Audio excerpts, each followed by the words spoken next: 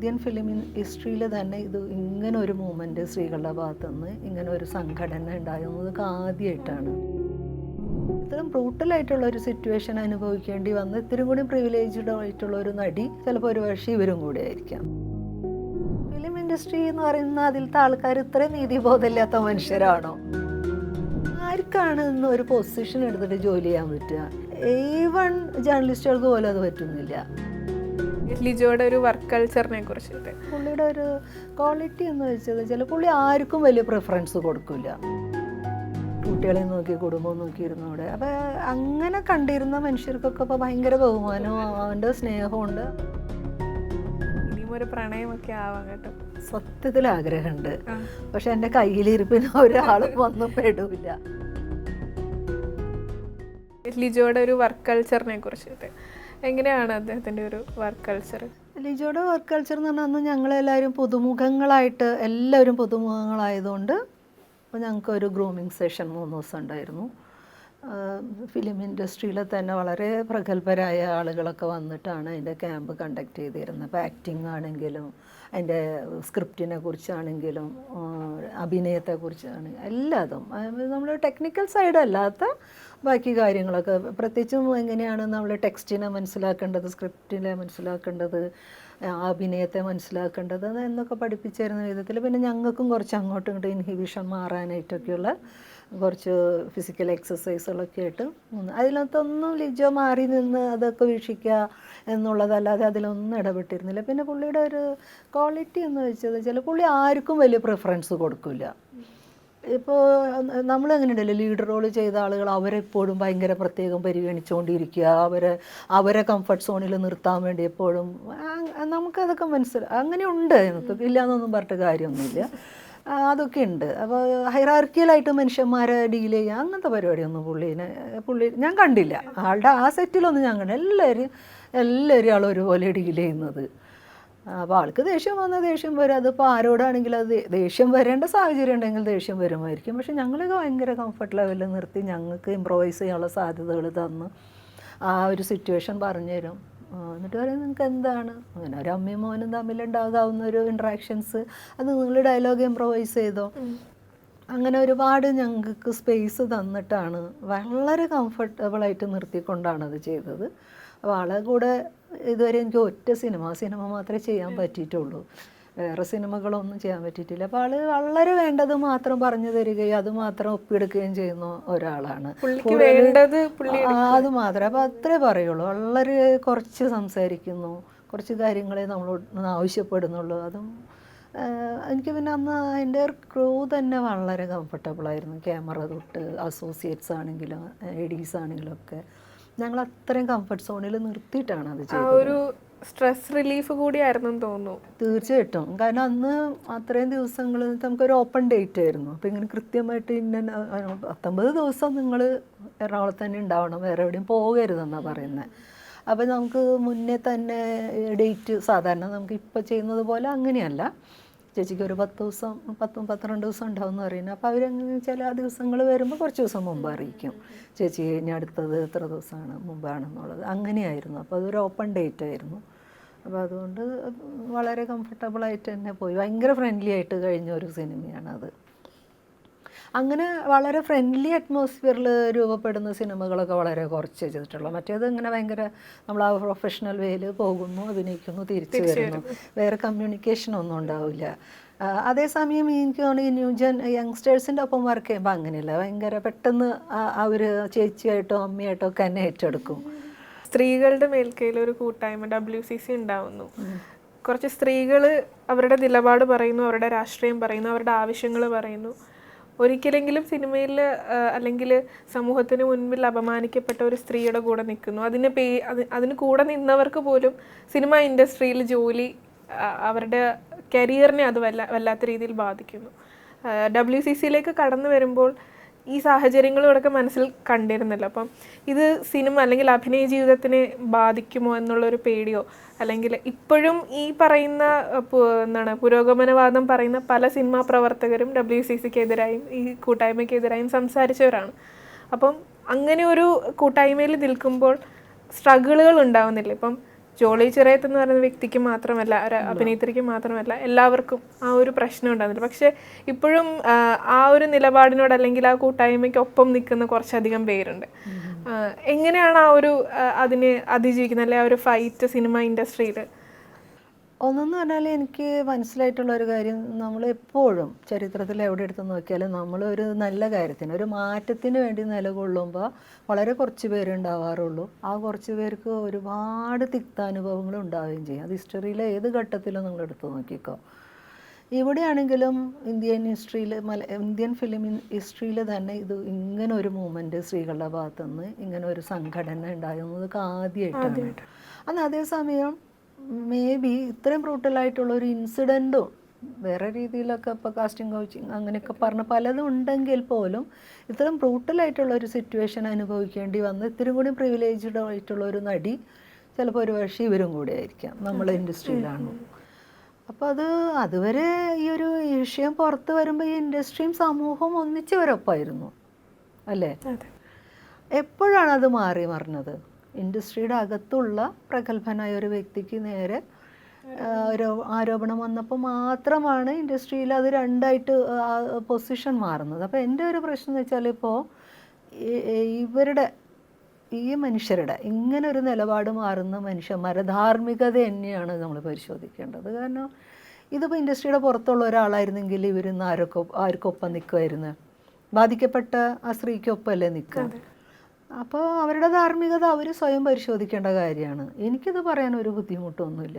അതിൻ്റെ പുറത്ത് ജോലി പോകുന്നു, ഞാനൊന്നും പോകുന്നു ഭയക്കുന്ന ഒരാളല്ല. എന്നെ സംബന്ധിച്ച് ഈ സ്പേസിൽ എന്നല്ല, ഈ ഭൂമിയിൽ ഞാൻ നിൽക്കുമ്പോൾ നീതിക്കെതിരെ നിൽക്കുന്ന ഒരു പക്ഷത്ത് എനിക്ക് നിൽക്കാൻ പറ്റില്ല.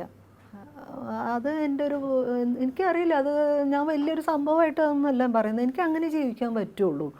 അപ്പോൾ അതുകൊണ്ട് അത് പറഞ്ഞുകൊണ്ട് ജീവിച്ചതിൻ്റെ പുറത്ത് എന്ത് നഷ്ടം വന്നാലും അത് നമ്മൾ ഏൽക്കാൻ ബാധ്യസ്ഥരാണ്. ഞാൻ പിന്നെ ഇങ്ങനെ ആലോചിക്കും, നമ്മൾ ഹിസ്റ്ററിയിൽ മൊത്തം എടുത്തു കഴിഞ്ഞാൽ, ഇപ്പോൾ ഞാനിങ്ങനെ എപ്പോഴും പറയും, കർത്താവ് എന്ന് പറഞ്ഞ ഒരു മനുഷ്യൻ, ഒരു ക്രിസ്ത്യൻ ബാക്ക്ഗ്രൗണ്ടിൽ വരുന്നതുകൊണ്ട് ഒരു ഉദാഹരണം പറയുന്നത് വെച്ചാൽ, ഇദ്ദേഹത്തിന് 12 ശിഷ്യന്മാരുണ്ടായിരുന്നു. മരിക്കണ സമയത്ത് ഒരു ശിഷ്യനൊക്കെ കൂടി ഉണ്ടായിരുന്നുള്ളൂ. 3 പേര് മാറി നിന്ന് കളഞ്ഞു. ഞാൻ പറഞ്ഞത് ഇതൊക്കെ ഭയങ്കര രസമാണ്. മനുഷ്യർ ഏത് നിമിഷം ഒറ്റുകാരായി പോകും. നമ്മളെ കൂടെ നിൽക്കുന്നവർ തന്നെ നമ്മൾ ഒറ്റുകൊടുക്കാം.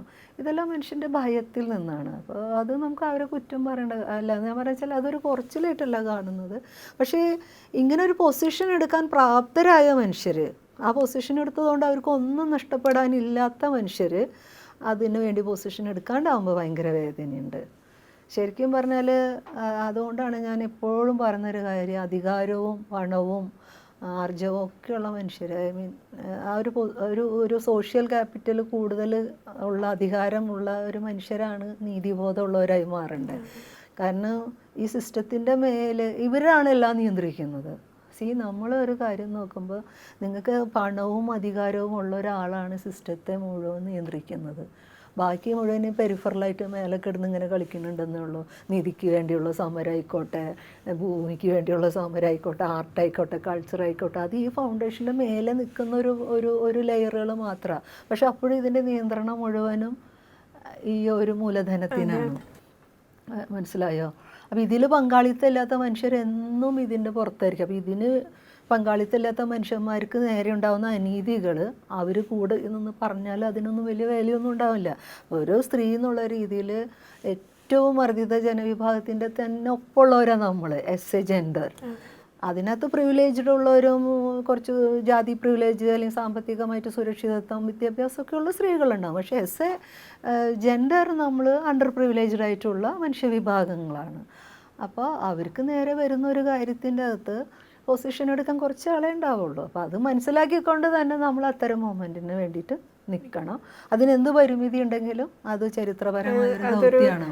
എന്താണ് അഭിനയം അതിനൊരു വോളല്ല എന്ന് അല്ല, അഭിനയം എന്നല്ല. അപ്പം ഞാൻ പറഞ്ഞു വെച്ചാൽ, നിങ്ങൾ ഇന്ന് നമ്മളിപ്പോൾ ഇന്ത്യൻ കോണ്ടെക്സ്റ്റിൽ നോക്കുമ്പോൾ, നിങ്ങൾ ഏതെങ്കിലും കാര്യത്തിൽ നിങ്ങൾക്ക് വിയോജിപ്പുണ്ടെങ്കിൽ, രാഷ്ട്രീയമായ വിയോജിപ്പുണ്ടെങ്കിൽ, അല്ലെങ്കിൽ നിങ്ങളൊരു ജനകീയ സമരത്തിൻ്റെ ഭാഗമായിട്ട് നിൽക്കുകയാണെങ്കിൽ, ഭരണകൂടങ്ങൾക്കെതിരെ നിങ്ങൾ ഒരു വിമത ശബ്ദമാണെങ്കിലൊക്കെ നിങ്ങൾക്ക് ഈ റിസ്ക് ഉണ്ട്.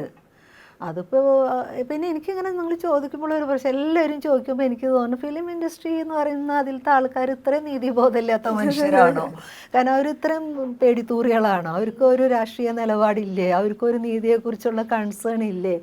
എന്തിനാ അത് ജോളി എന്ന് പറഞ്ഞ ഒരു ആക്ട്രസ് മാത്രം അത് അത്ര ഭയത്തിൽ കാണണം? കാരണം എൻ്റെ ഫ്രട്ടേണിറ്റിയാണ് അത്, എൻ്റെ തൊഴിലിടാണ്. അപ്പം എൻ്റെ തൊഴിലിടത്തിലെ മനുഷ്യരൊക്കെ അത്ര മോശക്കാരാണോ എന്ന് ഞാനും ചിന്തിച്ചു പോകും. അങ്ങനെയല്ലല്ലോ, അവിടെയും നല്ല മനുഷ്യരുണ്ടാവില്ലേ? അവിടെയും ഇതിന് മാറ്റം വേണമെന്ന് ആഗ്രഹിക്കുന്ന ഒരു മനുഷ്യരുണ്ടാവില്ല. അതുകൊണ്ടായിരിക്കില്ല ഒരു പക്ഷേ ജോലി എന്ന് പറഞ്ഞ ഒരു ആർട്ടിസ്റ്റ് ഇപ്പോഴും നിലനിൽക്കുന്നത്. അപ്പോൾ ഞാൻ വിചാരിക്കുന്നത് അതിനകത്തും മാറ്റങ്ങൾ ആഗ്രഹിക്കുന്ന എനിക്ക് തോന്നുന്നു മനുഷ്യർ, പുതിയ ആൾക്കാരിൽ ആ ഒരു മാറ്റങ്ങൾ നമുക്ക് കാണാൻ പറ്റും.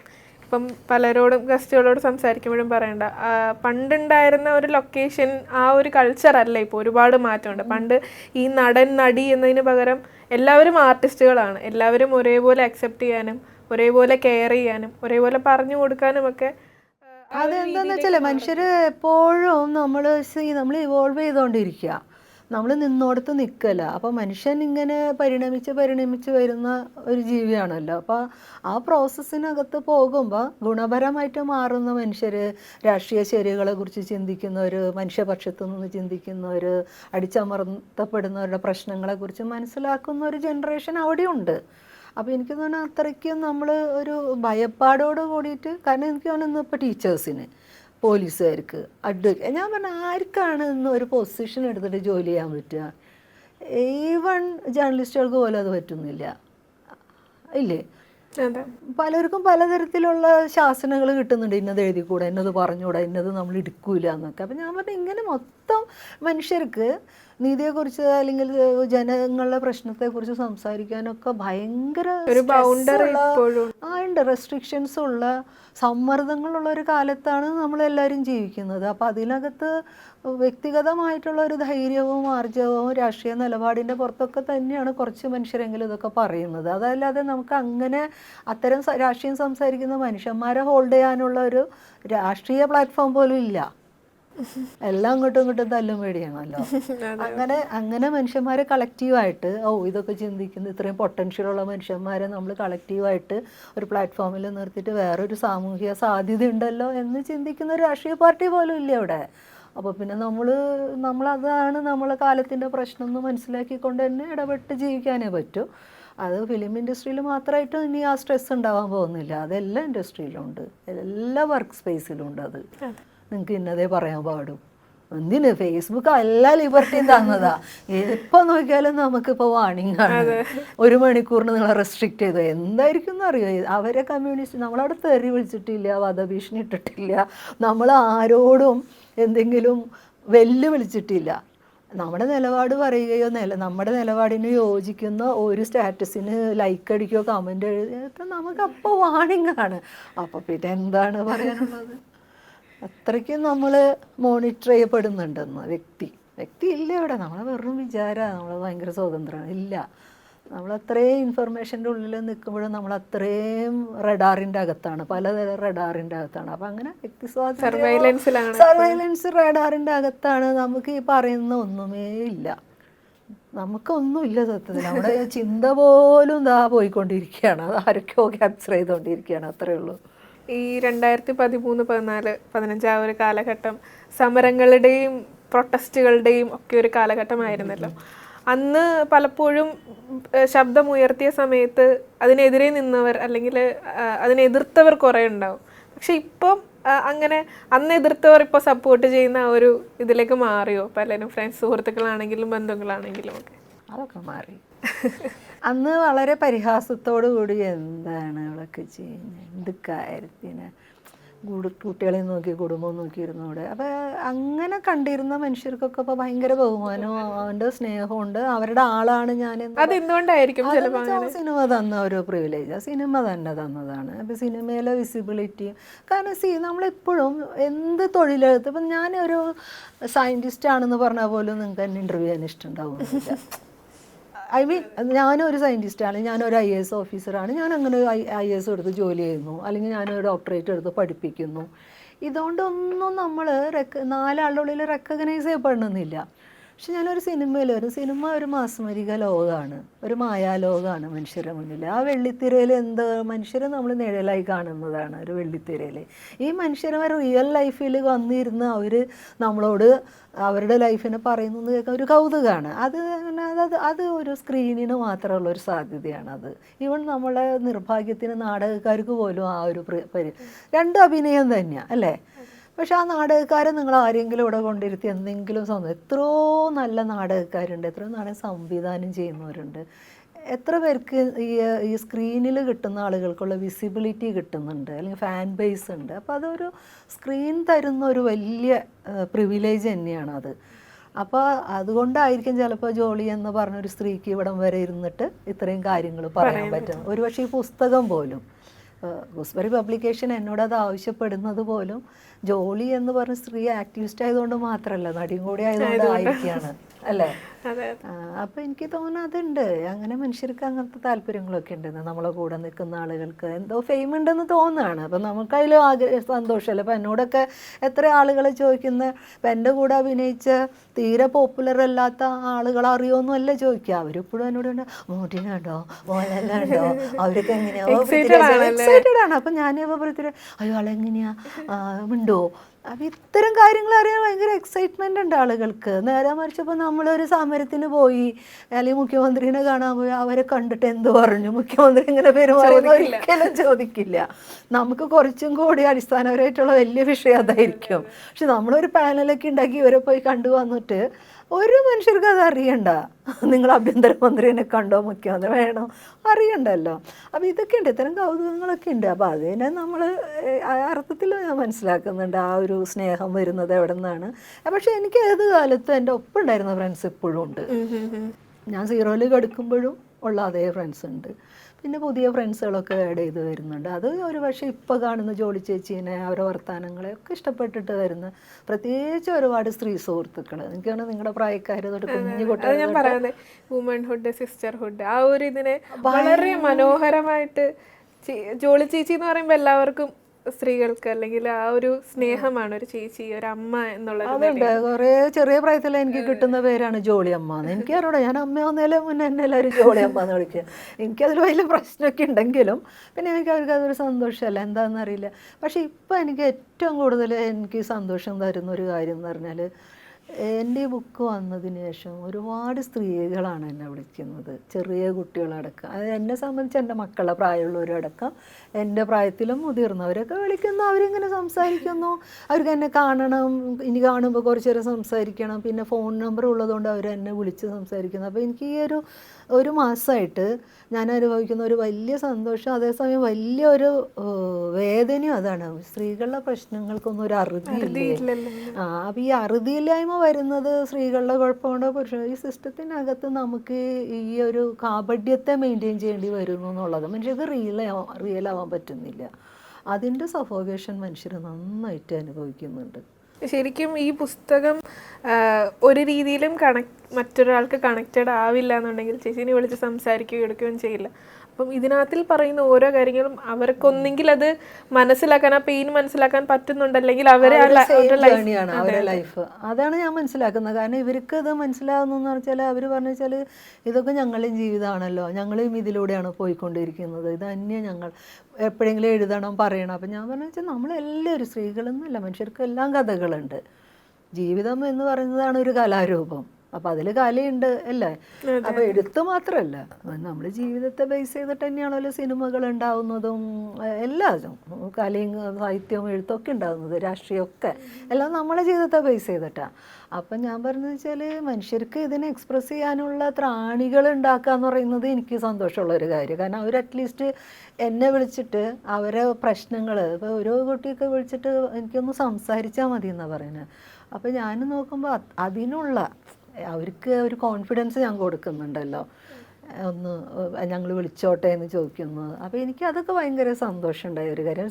അത് എനിക്ക് സിനിമ തരാത്തൊരു ഏരിയ, സിനിമ തരാത്ത ഒരു വലിയൊരു ഏരിയയാണ് ബുക്ക് അതെനിക്ക് തന്ന ആ ഒരു അവസരം. മനുഷ്യരെ കൂടുതൽ, പ്രത്യേകിച്ചും സ്ത്രീകളെ, പുരുഷന്മാർ കുറേ പുരുഷന്മാർ അറിയാത്തവർ കേട്ടോ, കാണാത്ത കേൾക്കാത്ത മനുഷ്യർ നമ്പർ ഉള്ളതുകൊണ്ട് മാത്രം എന്നെ വിളിച്ച് സംസാരിച്ചു എന്നുള്ളത് വലിയൊരു കാര്യമാണ്. സിനിമ എന്ന് പറയുന്ന ഒരു ഫെയിം അതിന് കൂടുതൽ ഹെൽപ്പ് ചെയ്തിട്ടുണ്ട്. തീർച്ചയായിട്ടും സാധാരണ ഒരു സ്ത്രീകളുടെ സിനിമ ഉള്ളതുകൊണ്ട് മാത്രമേ പുസ്തകം വരുന്നത്. അല്ലെങ്കിൽ ഇപ്പം ഞാൻ വെറുതെ വീട്ടിൽ മക്കളെ എത്ര രാഷ്ട്രീയം പറഞ്ഞിരിക്കുന്ന ഒരു സ്ത്രീയാണെങ്കിലും ആരും എന്നോട് ഒരു പുസ്തകം എഴുതാൻ പറയില്ലല്ലോ. അപ്പം നടിയായ ജോലിയും കൂടി ആയതുകൊണ്ടാണ് ആ പുസ്തകം എഴുതാൻ പറഞ്ഞത്. അതിലൊരു തർക്കമില്ല. പുസ്തകത്തിൽ ആദ്യമായിട്ട് കടൽ കാണുന്ന ഒരു അനുഭവം പറയാണ്. നമ്മളത് വായിക്കുമ്പോൾ എങ്ങനെയായിരിക്കും, നമ്മൾ ചെറുപ്പം മുതലേ കണ്ട് കേട്ടിട്ടുള്ള അതല്ല, അങ്ങനെ ഒരു സാധനമല്ല. പെട്ടെന്ന് അതിൽ നിന്നൊക്കെ മാറി വിശാലമായൊരു ലോകം, കണ്ണ് നിറയെ ഒരു ലോകം ഇങ്ങനെ കാണുകയാണ്. തിരകൾ വരുന്നു.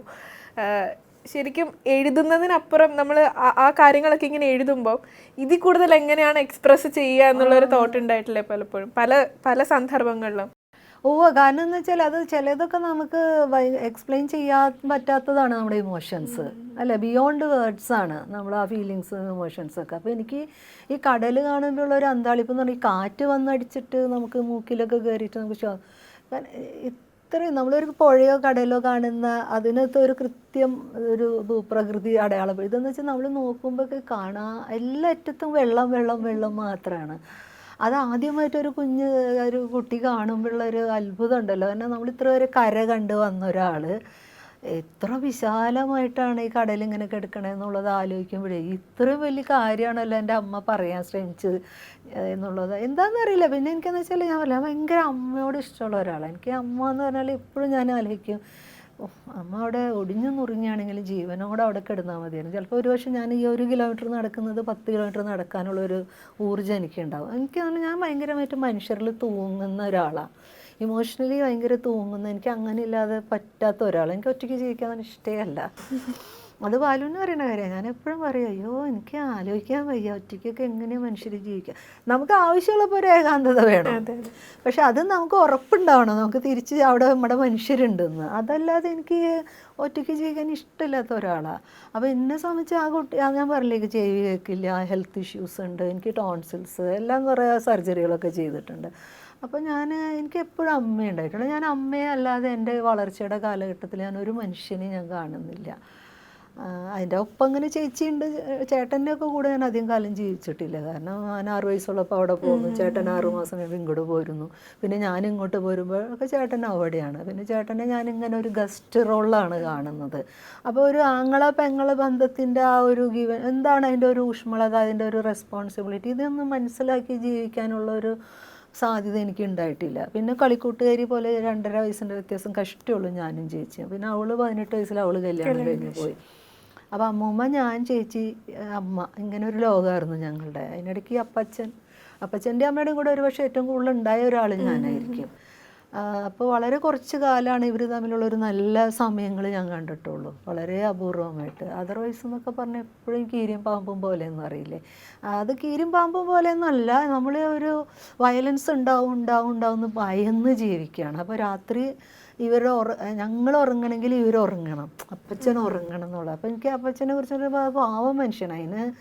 അതിലും വലിയ ദുരന്തപൂർണമായൊരു ജീവിതം ജീവിച്ചു വന്ന ഒരു മനുഷ്യനാണ്. 4 ക്ലാസ്സിൽ പഠിക്കും അപ്പം മരിച്ചു. അങ്ങനെ അമ്മാവന്മാർ കൊണ്ടുപോയി പഠിപ്പിച്ചില്ല.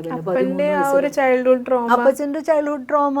ഒരാളും ചിലതൊന്നും ആലോചിച്ച് നോക്കും. ഞാൻ മനസ്സിലായി മനുഷ്യന്മാരുടെ നമ്മൾ ഓരോരുത്തരുടെയും ജേർണി എടുത്ത് നോക്കുമ്പോൾ ആരും അങ്ങനെ ആവാൻ വേണ്ടി ആഗ്രഹിക്കുന്നവരല്ല. അവർ ഈ ജീവിക്കുന്ന ജീവിതം അവർ അർഹിക്കുന്നതുമല്ല. അത് അവരുടെ സാഹചര്യങ്ങളാണ് അങ്ങനെ ആക്കി തീർക്കുന്നത്. അപ്പോൾ ഞാൻ വെച്ചാൽ എനിക്ക് അതുകൊണ്ട് ഒരാളെയും പെട്ടെന്ന് ഇങ്ങനെ കുറ്റവാളിയുടെ ഒരു പൊസിഷനിൽ എനിക്ക് നിർത്തിയിട്ട് ഇങ്ങനെ അവരെ റദ്ദ് ചെയ്യുമോ അവസാനിപ്പിക്കുമോ അങ്ങനെ ചെയ്യാനേ പറ്റില്ല. അത് ഓരോരുത്തരും ജേണി ഞാൻ മനസ്സിലാക്കാൻ ശ്രമിക്കും, എന്തുകൊണ്ട് അപ്പച്ചൻ അങ്ങനെയാണ്. അപ്പോൾ എനിക്ക് അപ്പച്ചനെ ഹോൾഡ് ചെയ്തേ പറ്റുമോ, ഹൈലി കമ്പാഷനേറ്റ് ആയിട്ട് ഹോൾഡ് ചെയ്തേ പറ്റും. അപ്പോൾ എന്താ പ്രശ്നം വെച്ചാൽ 10-13 വയസ്സിലെ തന്നെ ഞാൻ അപ്പച്ചൻ്റെ ഗുരു പോലെയാണ്. അപ്പച്ചനെ ഇരുന്ന് കേൾക്കുന്നു, അതൊക്കെ ഞാൻ എഴുതിയിട്ടില്ല ഇതിനകത്ത്. പക്ഷെ ഞാൻ ഈ ഒരു കുട്ടി നാളെ പഠിക്കാൻ പോകണം, സ്കൂളിൽ പോകണം, പരീക്ഷ ഉണ്ടെന്നൊന്നും ആ പാവം മനുഷ്യനറിയില്ല. അല്ലെ ആ കൊച്ചിന് ഉറങ്ങണം, വിശക്കുക, അതൊന്നും അറിയില്ല. അപ്പോൾ ആളുടെ പെയിനാണ് പറഞ്ഞുകൊണ്ടിരിക്കുക. അപ്പോൾ നല്ല കള്ളുടിച്ചാൽ മാത്രമേ മിണ്ടുള്ളൂ. അതർവൈസ് കംപ്ലീറ്റ് മൗനിയാണ് ആൾ, സ്വയം സംസാരിച്ചുകൊണ്ടിരിക്കുന്നൊക്കെ ഒരാളാണ്. അപ്പോൾ എനിക്കെന്ന് വെച്ചാൽ ഈ അവസ്ഥ മനസ്സിലാവും. അപ്പച്ചനും കേൾക്കണമല്ലോ, എന്നുള്ളതാണ്. അപ്പം ഞാൻ കുത്തിയിരുന്ന് കേൾക്കും ആളെ എല്ലാ സങ്കടങ്ങളും വർത്തമാനങ്ങളും. അപ്പോൾ എന്ന് വെച്ചാൽ ഭയങ്കര നീതിബോധമുള്ളൊരു മനുഷ്യനാണ്. അയാൾക്ക് ഈ സ്വകാര്യമായിട്ട് വെട്ടിപ്പിടിക്കുക എന്നുള്ളതൊന്നും അറിയേയില്ല. എല്ലാവർക്കും വിട്ടുകൊടുക്കുക എന്നുള്ളതാണ് ഭയങ്കരമായിട്ട്. അപ്പം ചേട്ടന്മാർ തന്നെ എന്തെങ്കിലും കാര്യത്തിൽ ഭൂമി അതിരത്തിരി കയറ്റി പോട്ടെ മോളെ അമ്പരാൻ്റെ കയ്യിൽ അങ്ങനെയൊക്കെ പറയാം. ഞാൻ പറയാം അപ്പച്ച വലിയപ്പം അങ്ങനെ വേലി കയറ്റി. അപ്പം സാരില്ല മോളെ, നമുക്ക് 6 അടി മണ്ണ് വേണം, മരിച്ചു പോകുമ്പോൾ ഒരാൾക്ക് എന്തോരം വേണം, 6 അടി മണ്ണ് വേണം, നമ്മുടെ ചേട്ടനല്ലേ അപ്പച്ചൻ്റെ ചേട്ടൻ എടുത്തോട്ടെ, അങ്ങനെ പറയുള്ളൂ. അല്ലാതെ ഞാൻ വിചാരിക്കുക അപ്പം അതൊരു ക്വാളിറ്റി ആണെന്ന് വെച്ചാൽ അതാണ് ക്വാളിറ്റി. പക്ഷെ മറ്റുള്ളവർ കാണുന്നത് എങ്ങനെയാണെന്ന് വെച്ചാൽ ഒരു ഉത്തരവാദിത്വം ഇല്ലാതെ കള്ളും കുടിച്ച് നടക്കുന്ന. അപ്പം ഞാൻ ആലോചിക്കുക അപ്പച്ചൻ ഇതെല്ലാം സംരക്ഷിച്ച് ഭയങ്കര വർത്തമാനങ്ങളൊക്കെ വലിയ മതിലൊക്കെ കെട്ടി ഭാര്യയും മക്കളെയൊക്കെ പൂ പോലെ നോക്കാമെന്നൊക്കെ പറയണ മരത്തെ ഒരു ലൈനിൽ നിൽക്കുക, എന്നിട്ട് വലിയ പ്രസംഗങ്ങളൊക്കെ പോയി പ്രസംഗിച്ച് വരിക, ഒരു തേങ്ങയും ആർക്കും പങ്കിട്ട് കൊടുക്കാതെ ജീവിക്കുകയാണെങ്കിൽ അത് വലിയ സംഭവമാണ്. പക്ഷെ ഇദ്ദേഹം കള്ളു കുടിക്കുന്നു എന്നുള്ളതിൻ്റെ പുറത്ത് മാത്രം ഈ നന്മകളെ മുഴുവനും റദ്ദ് ചെയ്യുകയാണ്. പക്ഷേ ഈ മനുഷ്യൻ ഒരാളുടെ അധ്വാനം ചൂഷണം ചെയ്തിട്ടില്ല, ഒരാളിൽ നിന്നൊന്നും വാങ്ങിച്ചിട്ടില്ല. അപ്പം ഞാൻ പറഞ്ഞാൽ ഇതൊക്കെ നമ്മുടെ ഒരു മോറൽ കോൺഷ്യസിൻ്റെ പ്രശ്നങ്ങളാണ്. നമ്മളെങ്ങനെയാണ് കള്ളുടിയന്മാരെ കാണുന്നത് അല്ലേ? കള്ളുടിച്ച് കഴിഞ്ഞാൽ തന്നെ അയാളെല്ലാ നന്മയും നമ്മൾ റദ്ദ് ചെയ്യും. അപ്പം ഇതൊക്കെ ഞാൻ ഇങ്ങനെയുള്ള കുറേ കാര്യങ്ങളൊക്കെ മനസ്സിലാക്കുന്നത് എൻ്റെ തന്നെ ജീവിത പരിസരത്തു നിന്നാണ്. പിന്നെ ഇതിനകത്തില് ഇന്ദിരാഗാന്ധിനെ കുറിച്ച് പറയുമോ? അതൊക്കെ ഭയങ്കര അത് ഒരു വല്ലാത്ത അനുഭവമാണ്. ഷാറൂഖ് ഖാനെ കുറിച്ച് പറയാം. അത് എനിക്ക് അന്നറിയില്ല. പക്ഷേ പുള്ളി ഷാറൂഖ് ഖാനാണെന്നും അതൊക്കെ എനിക്ക് എന്താണ് ആൾ സർക്കസ് എന്ന് പറഞ്ഞ ഒരു സീരിയൽ ചെയ്യുന്ന കാലമാണത്. അപ്പം ഇങ്ങനെ മുടിയൊക്കെ ഇങ്ങനെ നീട്ടി വളർത്തിയിട്ട് ഒരു പറഞ്ഞ മാതിരി ഇങ്ങനെ അതറിയില്ലേ ഞാളിപ്പോൾ സർക്കസിൽ. അപ്പം ഞാനിങ്ങനെ ഏതോ ഒരു എപ്പിസോഡൊക്കെ കണ്ടോന്നും എനിക്കറിയാം. ഞാൻ എന്ന് പറഞ്ഞു. അപ്പം നമ്മൾ എന്തൊട്ടും ഒരു സീരിയലിൽ അഭിനയിക്കുന്ന ഒരാൾ ഇന്ദിരാഗാന്ധിനെ കാണുന്നത് പക്ഷെ വളരെ ചെറുതിലാണ്. അത് അപ്പച്ചൻ കോൺഗ്രസ്സുകാരനാണ്. അപ്പോൾ കൈപ്പത്തിയുടെ ഇതൊക്കെ കുത്തിത്തന്ന് അപ്പോൾ ശരത് പവാറും ഇന്ദിരാഗാന്ധിയൊക്കെയാണ് വരുന്നത്. അപ്പോൾ അത് പിന്നെ എന്ന് വെച്ചാൽ ശരത് പവാറിനെ പിന്നെയും കാണുന്നതുണ്ട്. പക്ഷെ ഇന്ദിരാഗാന്ധിനെ പിന്നെ നമുക്ക് ഫോട്ടോയിലൊക്കെ എൻ്റെ വിചാരം ഇന്ദിരാഗാന്ധിയൊക്കെ പുണ്യാളത്തിയാണ്, സെയിൻറ്റ് ആണെന്നാണ്. കാരണം എല്ലാ വീട്ടിലും ഇത് വെക്കൂലോ, ഫോട്ടോ ദൈവത്തെ പോലെ ഇങ്ങനെ വെക്കൂലോ. അപ്പം എൻ്റെ അതൊക്കെ സെയിൻറ്റ് ആണ്. അപ്പം ഞാനിങ്ങനെ ഭയങ്കര ഭയഭക്തി സ്റ്റേജിൽ ഇങ്ങനെ പോയി നിന്നിട്ടാണ്. അപ്പോൾ ഇന്ദിരാഗാന്ധി ഭയങ്കര സ്നേഹത്തിൽ ഇങ്ങനെ വിളിക്കുന്നു, എന്നിട്ട് ആളിതുമാതിരി തന്നെ ഈ കൈപ്പത്തിയുടെ ഒരു ഇതെടുത്തിട്ട് തരുന്നു, ഭയങ്കര ബഹുമാനം. പിന്നെ അപ്പച്ചനാണെങ്കിൽ അവിടെ ഹോട്ടലിലൊക്കെ നടത്തുന്ന അത്യാവശ്യം പാർട്ടിക്ക് സംഭാവനയൊക്കെ കൊടുക്കുന്ന ആളായിരുന്നിരിക്കണം. പിന്നെ പുള്ളിക്ക് ഭയങ്കര ഒരു റോളുണ്ട് അവിടെ അത് ഓർഗനൈസിങ് ടീമിലൊക്കെ. അപ്പം ഞാനങ്ങനെ അതൊക്കെ ഒരു നല്ല അനുഭവമായിരുന്നു. ഇനിയിപ്പം 2024 പുതിയൊരു വർഷം വരെയാണ്, പുതിയ പ്രതീക്ഷകളാണ്, ഒരുപാട് റെസൊല്യൂഷൻസും അങ്ങനത്തെ സംഭവങ്ങളൊക്കെ എടുക്കുന്ന ഒരു സമയമാണല്ലോ, അവസാന ദിവസം. അതെ ആചാരം. അതെ, കൂടിപ്പോയ 2 ദിവസം അല്ല, അതിനപ്പുറത്തേക്ക്.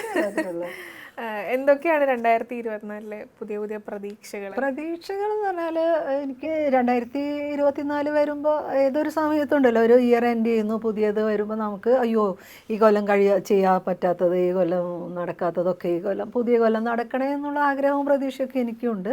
പ്രത്യേകിച്ചും പുതിയ സിനിമ വരണം, കുറച്ചും കൂടിയും ഈ പറഞ്ഞ മാതിരി ഇത്തിരി കൂടി കാമ്പുള്ള വ്യത്യസ്തമായ കഥാപാത്രങ്ങൾ വരുമെന്ന് പ്രതീക്ഷിക്കുന്നുണ്ട്. അതേസമയം ഞാൻ റെസൊല്യൂഷനൊന്നും എടുത്തിട്ടില്ല. ഈ എഴുത്തിൻ്റെ ലോകത്തേക്ക് എന്ന് പറഞ്ഞാൽ ഇപ്പോൾ ആളുകൾ വായിച്ചവരും ഇങ്ങനെ പറയുന്നുണ്ട്. എൻ്റെ ഒരു വലിയൊരു പരിമിതി എന്താണെന്ന് പറയുക, എനിക്ക് എന്നെക്കുറിച്ച് ഒരു കോൺഫിഡൻസ് ഇല്ല എന്നുള്ളതാണ്. ആരെങ്കിലും എന്നോട് ഇങ്ങനെ കുത്തണം പിന്നീന്ന് അല്ലേ ചെയ്യാൻ പറ്റുന്നു അങ്ങനെ പറയുമ്പോൾ മാത്രം എന്തെങ്കിലും ഒന്ന് സംഭവിക്കുള്ളൂ. അല്ലാതെ ഞാൻ സ്വയം തീരുമാനിച്ചത് ചെയ്യുന്നത് വളരെ കുറവാണ്. ഇത് തന്നെ അവർ അത്രയും പ്രഷർ ചെയ്തുകൊണ്ടാണ്.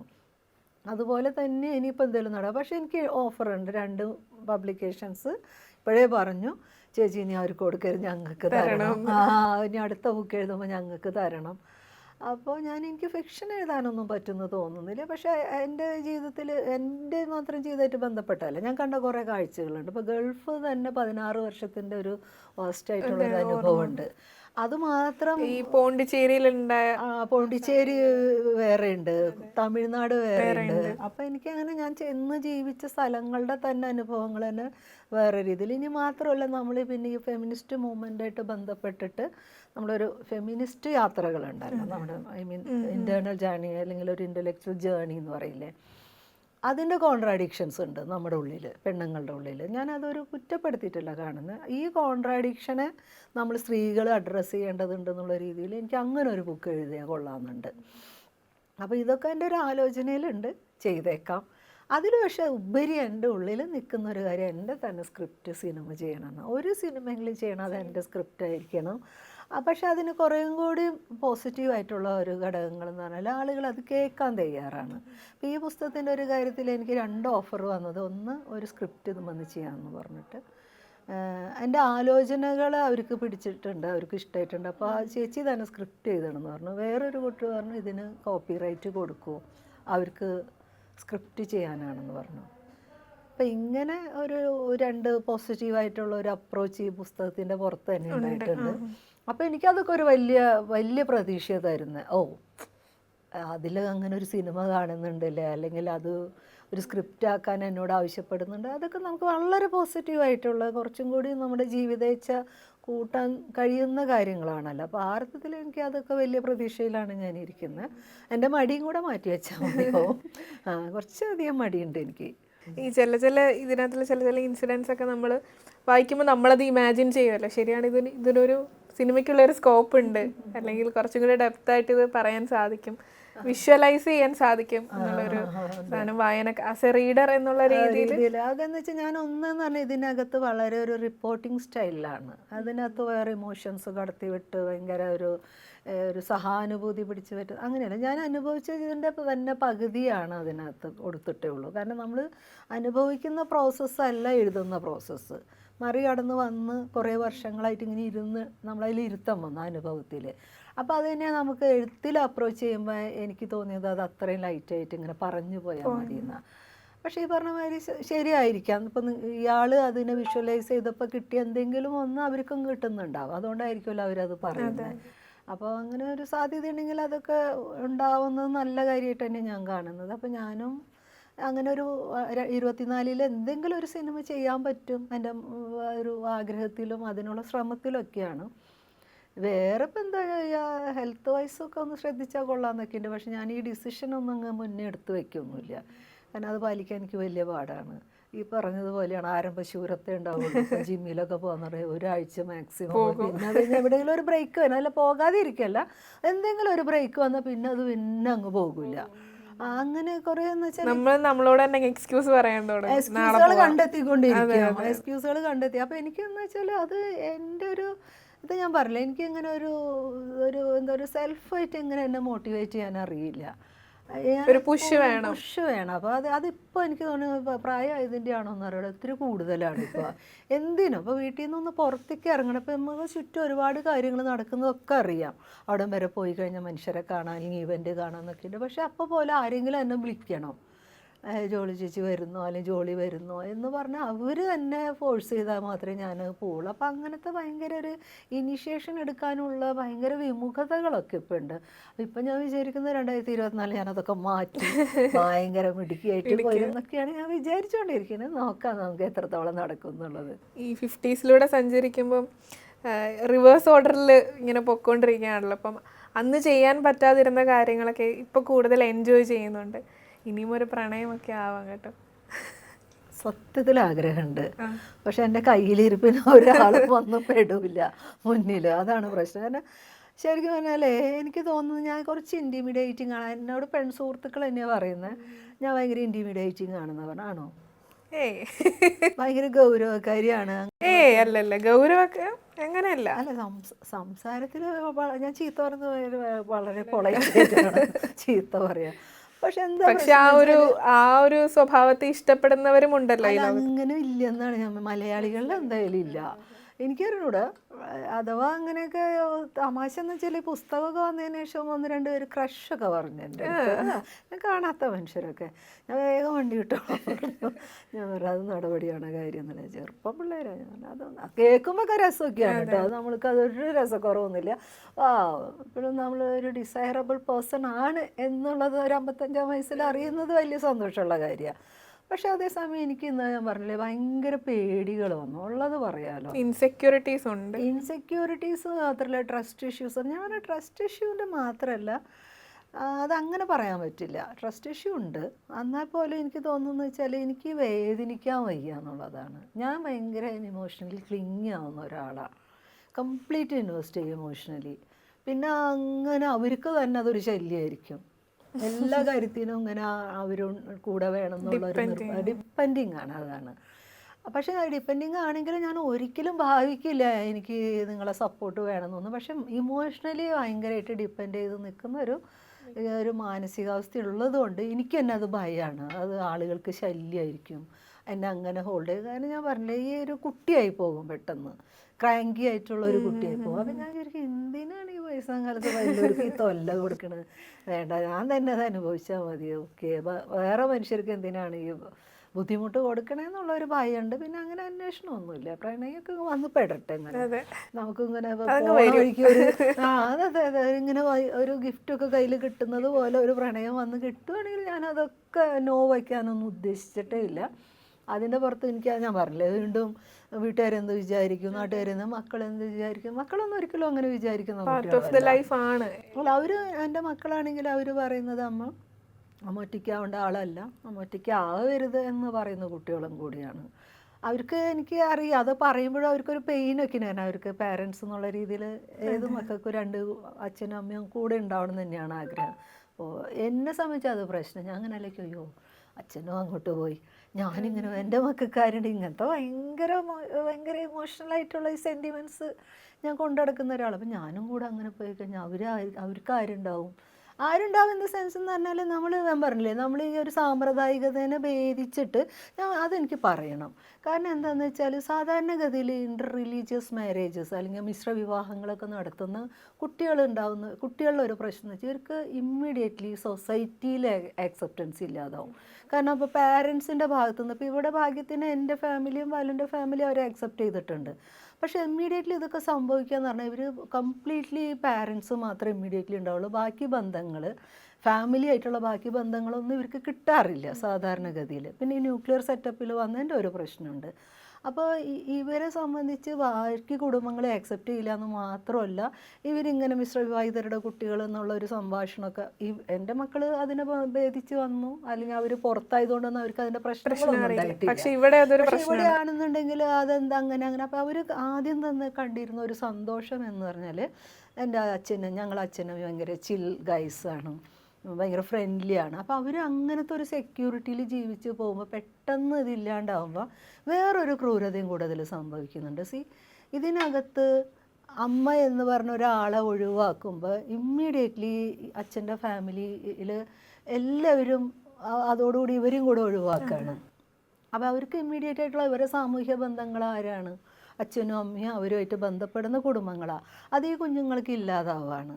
ആരെങ്കിലും ഒരാൾ ഉപേക്ഷിക്കപ്പെടുമ്പോൾ നടക്കുന്നതാണ്. പിന്നെ ഒരു സ്ത്രീ എന്നുള്ള രീതിയിൽ ഞാനും മനസ്സിലാക്കിയ, വേദനാപൂർവ്വം മനസ്സിലാക്കി, 27 വർഷം നമ്മളൊരു കുടുംബത്തിൻ്റെ ഭാഗമായിട്ട് അവിടുത്തെ അനിയത്തിയോ ചേച്ചിയോ അമ്മായിയോ ഇളയമ്മയൊക്കെ ആയിട്ട് ജീവിക്കുമ്പോൾ എത്ര പെട്ടെന്നാണ് നമ്മൾ അവിടെ റദ്ദ് ചെയ്യപ്പെടുന്നതെന്നുള്ളതാണ്. പിന്നെ ആ സ്പേസിലേക്ക് കുട്ടികൾക്കൊക്കെ ഇഷ്ടമുണ്ടാവും, അവരുള്ളിൽ ഇത് ശരിയല്ല എന്ന് പറയുമ്പോൾ പോലും അവർ ഇമ്മീഡിയറ്റ്ലി സ്റ്റാൻഡ് എടുക്കുന്നത് അവരുടെ മകൻ്റെ കൂടെ, അല്ലെങ്കിൽ അവരുടെ അനിയൻ്റെ കൂടെ, ആ ചേട്ടൻ്റെ കൂടെ, ആങ്ങളയുടെ കൂടെയൊക്കെയാണ്. അതുവരെ ഉണ്ടായിരുന്ന ആ ഒരു സ്ത്രീനെ, അവരുടെ സാമൂഹ്യ ജീവിതത്തിനെ, ആ മക്കൾ, അതുമായി ബന്ധപ്പെട്ട മക്കളെ ഒക്കെ അവർ റദ്ദ് ചെയ്ത് കളയുക. അതെന്തൊരു ഈസി ആയിട്ട് അത് പറ്റുന്നത്. അത് സംഭവിക്കുന്നത് എന്തുകൊണ്ടാണ്? സ്ത്രീക്ക് ഈ സ്വത്തിന്മേലോ ഒന്നിലൊരു അധികാരം ഇല്ലാത്തതുകൊണ്ടാണ്. ഞാൻ ആലോചിച്ചിട്ടുണ്ട്. ഇപ്പോൾ ഞാൻ സപ്പോസ് അത് എൻ്റെ ഈ പാർട്ട്ണർ മരിക്കുകയായിരുന്നെങ്കിൽ ഇവർ ഈ പൊസിഷൻ എന്നോട് എടുക്കും. ഇത് എൻ്റെ തീരുമാനമല്ല, ഈ പിരിയണം എന്നുള്ളത് എൻ്റെ തീരുമാനമല്ല, ആളുടെ മാത്രം തീരുമാനമാണ്. പക്ഷെ അവിടെ അവർ വളരെ കൂളായിട്ട് ഒരു പൊസിഷൻ എടുക്കുന്നത് ആളൊപ്പം നിൽക്കുക എന്നുള്ളതാണ്. അപ്പോൾ ആൾ വയ്ക്കുന്ന നിർദ്ദേശത്തിനനുസരിച്ച് എന്നാൽ പിന്നെ ആൾക്ക് ബുദ്ധിമുട്ടാണ്, ജോലി പിന്നെ ആ സ്പേസിൽ വരുന്നത് ആൾക്ക് അപ്പോൾ പിന്നെ നമ്മൾ അതിൽ അവരെ വിളിക്കേണ്ട, അങ്ങനെ വളരെ കൂളായിട്ട്. അപ്പോൾ ഞാനതിലേക്ക് ഇവർ തിരിച്ച് സ്ത്രീകളൊന്ന് ചിന്തിച്ചാൽ മതി, ഈ സ്ഥാനത്ത് ഞങ്ങൾക്കൊക്കെയാണ് ഇങ്ങനെ വരുന്നതുണ്ടെങ്കിൽ എന്തൊരു അപകടമായിരിക്കും അത്. ഇപ്പോൾ ജോലി എന്ന് പറഞ്ഞൊരു സ്ത്രീ അതിനെ ഫൈറ്റ് ചെയ്യാൻ തക്ക ഒരു കേപ്പബിലിറ്റി ഉള്ളതുകൊണ്ട് അത് സർവൈവ് ചെയ്തു. എനിക്ക് തിരിച്ച് വീട്ടിൽ പോകാൻ പറ്റുന്നൊരവസ്ഥയില്ല. കാരണം അന്നേ തന്നെ നമ്മൾ അത്തരം കാര്യങ്ങളൊന്നും വേണ്ട, അങ്ങനെ ബാധ്യതപ്പെടില്ല. ഞാൻ എൻ്റെ ഇഷ്ടത്തിന് എൻ്റെ പാർട്ട്ണറെ തിരഞ്ഞെടുക്കുന്നതിൻ്റെ ഭാഗമായിട്ട് ഞാൻ പോരുമ്പോൾ എന്നെ സംബന്ധിച്ച് എനിക്കും മെറ്റേണൽ സൈഡ് അവിടെ നിന്നില്ല. എൻ്റെ അപ്പച്ചനും അമ്മയും ആങ്ങളെയും ചേച്ചിയും മാത്രമേ ഉള്ളൂ, ബാക്കി ഒരു ബന്ധങ്ങളും ഇല്ല. പക്ഷേ ഇപ്പോഴത്തെ ജോലിന് അവർക്ക് ആവശ്യമുണ്ട്. ഈ 33 വർഷം അല്ല 33 വർഷം ആവാനാണ് പോകുന്നത് ഇപ്പോൾ. 37 സോറി 90-ലായിരുന്നു കല്യാണം. അത് ശരിയല്ലേ 33? അതെ അതെ. അപ്പം ഞാനല്ലെങ്കിൽ ഈ 33 വർഷത്തിൽ അവരൊരു 3 വർഷമായിട്ട് എന്നെ ഇപ്പോൾ കാണുന്നുള്ളൂ. ഈ 30 വർഷം എനിക്ക് ഈ മനുഷ്യരായിട്ട് ഒരു ബന്ധം ഉണ്ടായിരുന്നില്ല. അപ്പം നമുക്ക് എന്തൊക്കെ നഷ്ടപ്പെടുന്നു എന്നുള്ളതാണ്. അതായത് ഞാൻ പറഞ്ഞ ഒരു വ്യത്യസ്തമായ ജീവിതം തിരഞ്ഞെടുക്കുമ്പോൾ നമുക്ക് ഒറ്റയടിക്ക് എന്തൊക്കെ റദ്ദ് ചെയ്യപ്പെടുന്നുണ്ടെന്നുള്ളതാണ്. അപ്പോൾ അതിൻ്റെ ഒരു ക്രൈസിസിൽ നിന്ന് നമ്മൾ മറികടന്ന് വന്ന് ജീവിക്കുക എന്ന് പറഞ്ഞാൽ അത്ര എളുപ്പമുള്ള കാര്യമൊന്നുമല്ല. അപ്പോൾ അതുകൊണ്ട് എൻ്റെ കുട്ടികളിപ്പോൾ അങ്ങനെ പറയുന്നൊരു കാര്യം എന്ന് പറഞ്ഞാൽ അമ്മ ഒറ്റയ്ക്ക് ജീവിക്കരുതെന്ന് തന്നെയാണ്. ഞങ്ങൾക്കും അമ്മയിൽ നിന്നും ഫ്രീ ആവണം, അമ്മയ്ക്കും ഞങ്ങളിൽ നിന്നും ഫ്രീ ആവണം. അപ്പോൾ അതുകൊണ്ട് അമ്മ എപ്പോൾ വേണമെങ്കിലും അപ്പം അവരൊന്നും പ്രത്യേകം ഇനി ദയവ് ചെയ്ത് മലയാളികളെ ഒന്നും മലയാളികളൊന്നും അങ്ങനെയൊക്കെ അവരെന്നോട് പറയുകയൊക്കെ ചെയ്യും. ഫ്രണ്ട്ഷിപ്പൊക്കെ ഉണ്ടെങ്കിൽ മലയാളികൾ വേണ്ട, അവർക്ക് തന്നെ അതിനകത്തൊരു വിശ്വാസത കുറവുണ്ട് ആൺകുട്ടികൾ. അപ്പം അടുത്ത വർഷം നല്ലൊരു വർഷമായിരിക്കട്ടെ. പുസ്തകങ്ങളൊക്കെ ഇനിയും അനുഭവങ്ങൾ ഈ പറയാത്തത് കൂടുതലാണല്ലോ, പറഞ്ഞതിൽ കൂടുതലും പറയാത്തതുണ്ട്. അതൊക്കെ ഓരോരോ ചെറിയ ചെറിയ പുസ്തകങ്ങളായിട്ട് ഇനി എഴുതണം, കുറേ പേർക്ക് കണക്ട് ചെയ്യാൻ പറ്റുന്നു ഞാൻ പറഞ്ഞിട്ട്. അപ്പം അത് കണക്ഷൻ മാത്രമല്ല, അതൊരു ഇൻസ്പിറേഷൻ കൂടിയാണ് പല സ്ത്രീകൾക്കും, അമ്മയാകാൻ പോകുന്നവർക്കും, എല്ലാവർക്കും, എല്ലാ സ്റ്റേജിൽ നിൽക്കുന്നവർക്കും. നല്ലൊരു വർഷം ആശംസിക്കുന്നു. അപ്പം താങ്ക് യു. എന്തായാലും എന്നെയും വിളിച്ച് ഇത്രയും നേരം എന്നെയും കേട്ടതിൽ മാത്രമല്ല, തുടർന്ന് എന്തെങ്കിലും ചെയ്യാനുള്ള എൻ്റെയും പ്രചോദനമാണ്. നിങ്ങൾ വിളിക്കുന്നു, എന്നോട് ഒരു സംഭാഷണത്തിൽ ഏർപ്പെടുമ്പോൾ എന്നെയും സംബന്ധിച്ച് അതൊരു ഇൻസ്പിറേഷൻ തന്നെയാണ്. ഞാൻ എന്തെങ്കിലും ചെയ്യേണ്ടതുണ്ട് എന്നുള്ളൊരു തോന്നൽ നിങ്ങൾ എന്നിലേക്ക് ഉണ്ടാക്കുന്നുണ്ട്. അപ്പോൾ എൻ്റെ സന്തോഷം അറിയിക്കുന്ന ഒപ്പം തന്നെ നമ്മുടെ റിപ്പോർട്ടറിൻ്റെ പ്രേക്ഷകർക്ക് ആശംസകൾ. Thank you.